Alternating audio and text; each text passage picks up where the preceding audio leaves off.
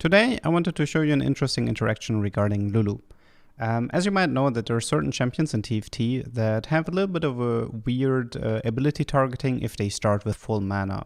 For example, I did make a video regarding Syndra. If she ended up starting full mana, that her targeting can become somewhat wonky. And Lulu is pretty similar. Here you can see the normal Lulu ultimate. It's pretty much just when she gets full mana, she looks for the ally that has the lowest HP. You know, she bumps them up, gives them a little bit of HP, and everything is fine.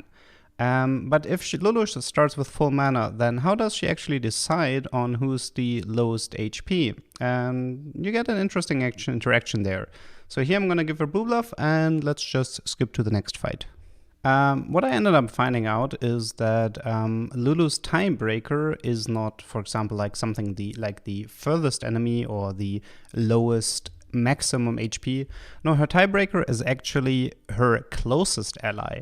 Here we have a Lulu 2-star with blue buff, and what's going to end up happening is she will ult herself and the Poppy. The reason she ults herself is because she herself is the closest ally towards her, and then she will ult the Poppy because the Poppy is just standing right next to her. And this can be somewhat important because with 6 yordles, obviously it's pretty easy to get into a situation where you give Lulu 1 or 2 tiers, she ends up being full mana, and then you actually have to pay a lot of attention towards her positioning. Just as a final example, here we have a situation where I ended up moving her towards the backline.